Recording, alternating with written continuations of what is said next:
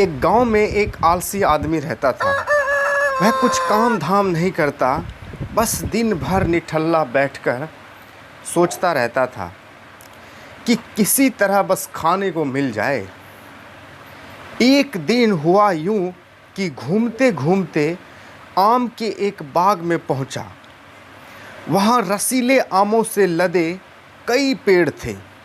रसीले आम को देखकर उसके मुंह में पानी आ गया और आम तोड़ने वह एक पेड़ पर चढ़ गया। लेकिन जैसे ही वह पेड़ पर चढ़ा, बाग का मालिक वहां आ पहुंचा। बाग के मालिक को देखकर आलसी आदमी डर गया और जैसे जैसे वह नीचे उतरा और पेड़ से उतरकर भागने लगा। भागते भागते वह पेड़ में बाहर स्थित जंगल में जा पहुंचा। वह बुरी तरह से थक चुका था, इसलिए वह पेड़ के नीचे बैठकर सुस्ताने लगा।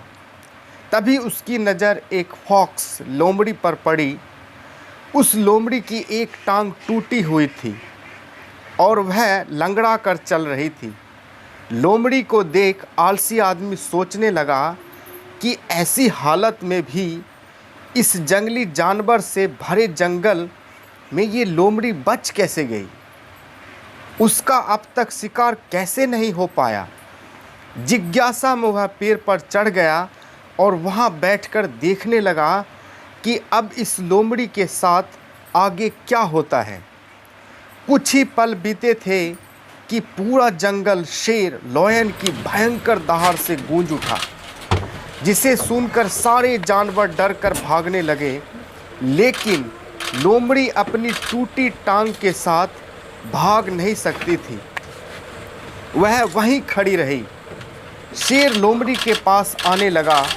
आलसी आदमी ने सोचा कि अब शेर लोमड़ी को मारकर खा जाएगा, लेकिन आगे जो हुआ वह कुछ अजीब था। शेर लोमड़ी के पास पहुंचा।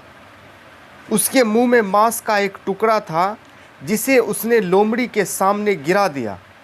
लोमड़ी इत्मीनान से मांस के उस टुकड़े को खाने लगी। थोड़ी देर बाद शेर वहां से चला गया। यह घटना देख आलसी आदमी सोचने लगा कि भगवान सच में सर्वोपरि है। उसने धरती के समस्त प्राणियों के लिए, चाहे वे जानवर हो इंसान हो, खाने पीने का प्रबंध कर रखा है। वह अपने घर लौट आया।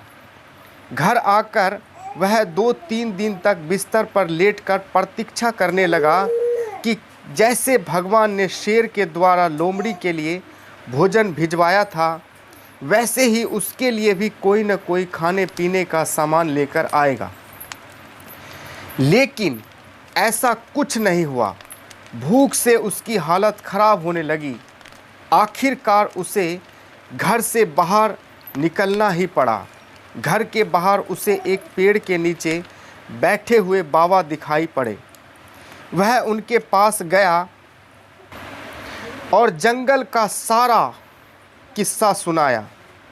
बाबा जी, भगवान मेरे साथ ऐसा क्यों नहीं कर रहे हैं? उनके पास जानवरों के लिए भोजन का प्रबंध है, लेकिन इंसानों के लिए नहीं। बाबा जी ने उत्तर दिया, बेटा, ऐसी बात नहीं है। भगवान के पास सारे प्रबंध हैं, दूसरों की तरह तुम्हारे लिए भी।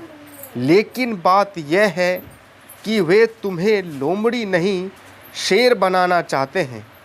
मोरल ऑफ द स्टोरी यह है कि हम सबके भीतर क्षमताओं का असीम भंडार है, बस अपनी अज्ञानतावश हम उन्हें पहचान नहीं पाते और स्वयं को कमतर समझकर दूसरों की सहायता और प्रतीक्षा करते रहते हैं।